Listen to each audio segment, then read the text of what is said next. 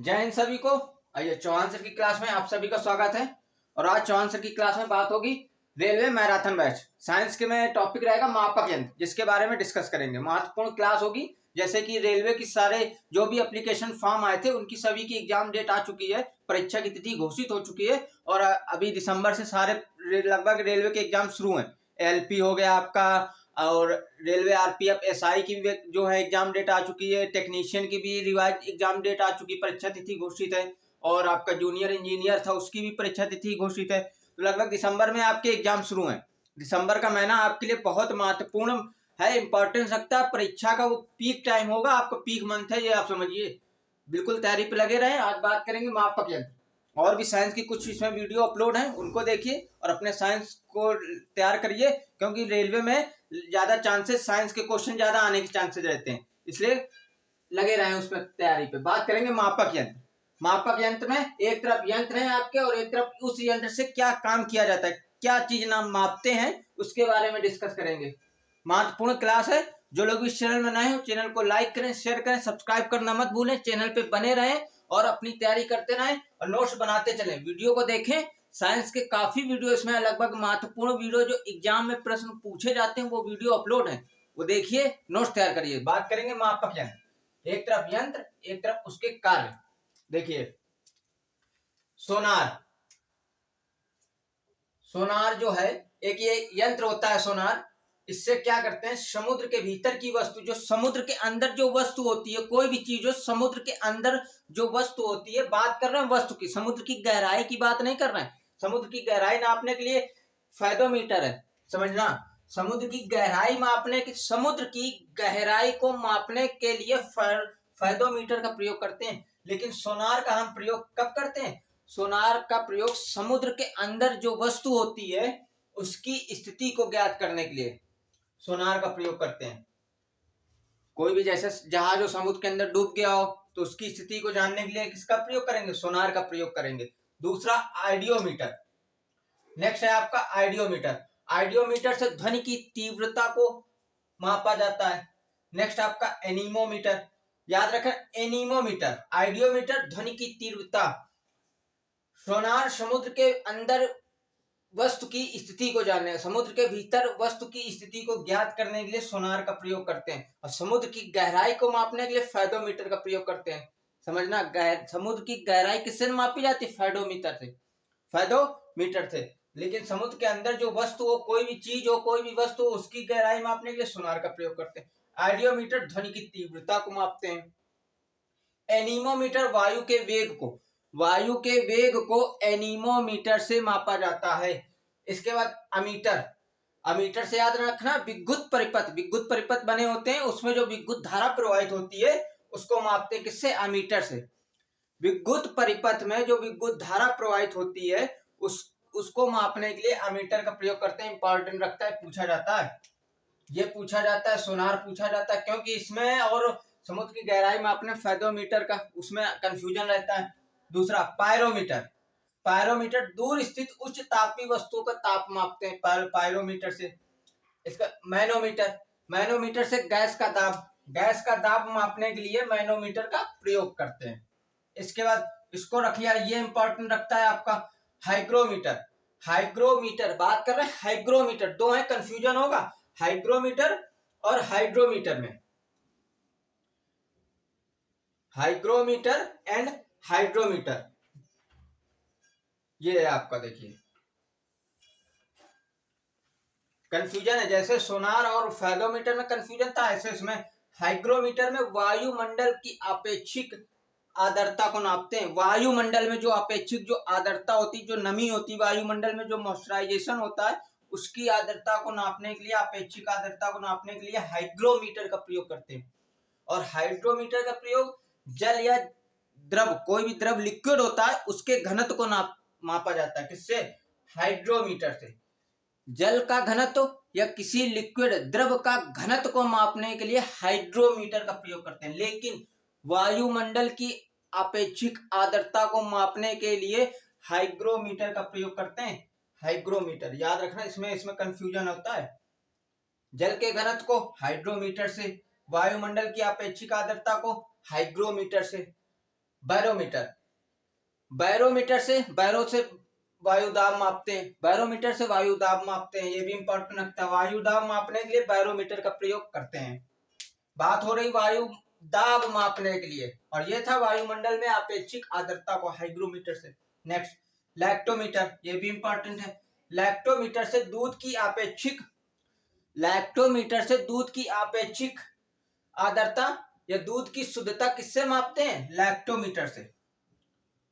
इसके बाद विट्रोमीटर, ये तो हो गई दूध की अपेक्षिक आर्द्रता या दूध में शुद्धता को मापने के लिए लैक्टोमीटर का प्रयोग करते हैं। लेकिन विट्रियोमीटर से जो दूध से जो वस्तु तैयार की जाती है उसमें वसा को, फैट को मापने के लिए विट्रोमीटर का प्रयोग करते हैं। दूध से निर्मित पदार्थ, जो दूध से कुछ पदार्थ बनाए जाते हैं उसमें जो वसा होती है, जो फैट होता है, उसको मापने के लिए विट्रोमीटर का प्रयोग करते हैं।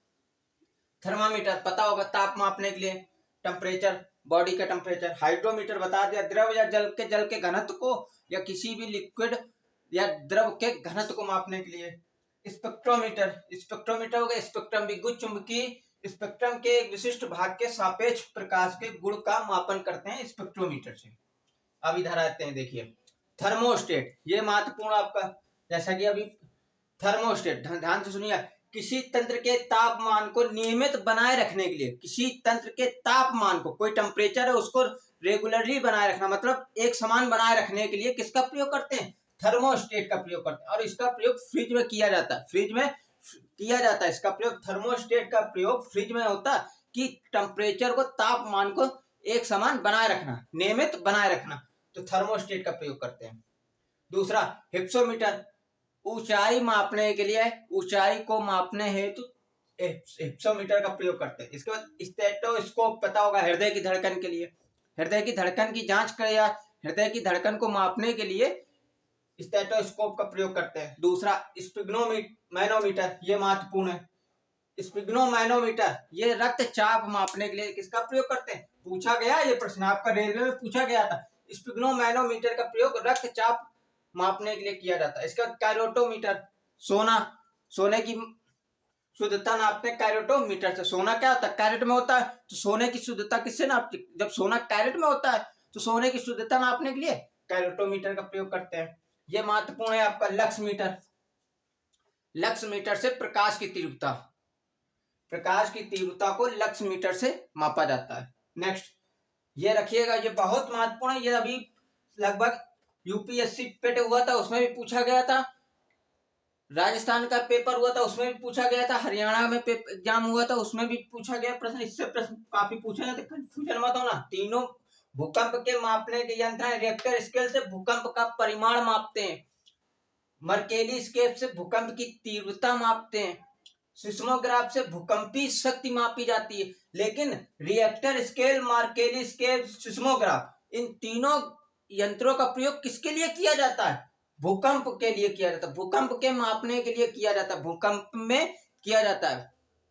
ये समझिए, ये कहना चाह रहा, रिएक्टर स्केल, उसमें प्रश्न होगा रिएक्टर स्केल का दिए गए निम्न में से इसका प्रयोग किसके लिए किया जाता है? तो रिएक्टर स्केल के लिए भूकंप का प्रयोग, भूकंप को मापने हेतु किया जाता है। चाहे यहाँ पे भूकंप का परिमाण हो या भूकंप की तीव्रता हो या भूकंपी शक्ति हो, लेकिन तीनों का प्रयोग भूकंप से संबंधित है, या समझ अर्थक्वेक से संबंधित है। चाहे वो रिएक्टर स्केल हो, चाहे मार्केली स्केल हो, चाहे सिस्मोग्राफ हो, तीनों का प्रयोग भूकंप में किया जाता है, भूकंप के मापने हेतु किया जाता है, मापन के लिए किया जाता है। रिएक्टर स्केल का प्रयोग, पर्टिकुलर बात की जाए तो भूकंप का परिमाण मापने के लिए, मार्केली स्केल की भूकंप की तीव्रता को नापने के लिए, और भूकंपी शक्ति जो ताकत होती, कितनी तीव्रता से, कितनी ताकत से भूकंप आया, तो उसके लिए सिस्मोग्राफ का प्रयोग करते हैं। इसके बाद कैस्कोग्राफ पौधों में वृद्धि के लिए किया जाता है, पौधों की वृद्धि, वृक्षों की जो पौधों की वृद्धि होती है उसको मापने के लिए कैस्कोग्राफ का प्रयोग करते हैं। इसके बाद अल्टीमीटर, जैसे यहाँ पे अमीटर था, अमीटर विद्युत परिपथ में प्रवाहित विद्युत धारा मापता था, ये अल्टीमीटर है।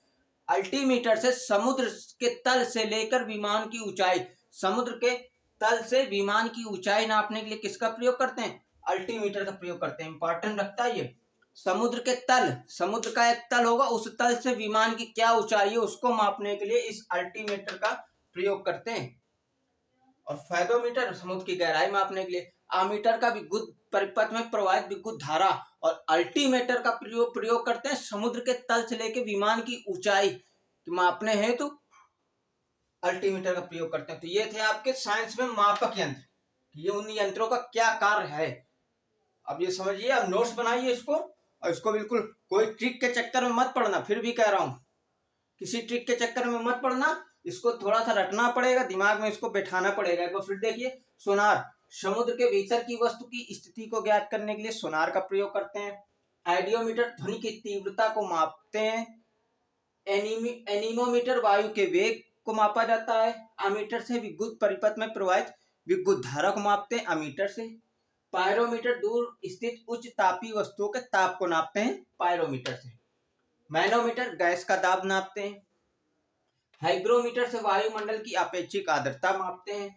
बैरोमीटर से वायु दाब मापते हैं। लैक्टोमीटर से दूध की अपेक्षिक आर्द्रता या दूध की शुद्धता, ज्यादातर दूध की शुद्धता पूछा जाता है तो लैक्टोमीटर से। विट्रोमीटर से दूध से बने पदार्थ की उसमें वसा, फैट को नापते हैं। थर्मामीटर पता है ताप, टेम्परेचर, बॉडी के टेम्परेचर को मापते हैं। हाइड्रोमीटर द्रव या जल के घनत्व, ज्यादातर पूछा जल का घनत्व माप किससे मापा जाता है? हाइड्रोमीटर से या द्रव। इसके बाद स्पेक्ट्रोमीटर से विद्युत चुंबकीय स्पेक्ट्रम के एक विशिष्ट भाग के सापेक्ष प्रकाश के गुण को मापते हैं स्पेक्ट्रोमीटर से। थर्मोस्टेट, किसी तंत्र के तापमान को नियमित बनाए रखने के लिए, और इसका प्रयोग फ्रिज में किया जाता है कि जो तापमान है, टेम्परेचर जो है एक समान बना रहे, तो थर्मोस्टेट का प्रयोग करते हैं। हिप्सोमीटर ऊंचाई मापते हैं। स्टेटोस्कोप से हृदय की धड़कन मापी जाती है। स्पिग्नोमैनोमीटर से रक्तचाप मापा जाता है। कैरोटोमीटर से सोने की शुद्धता मापी जाती है। लक्स मीटर से प्रकाश की तीव्रता को मापते हैं।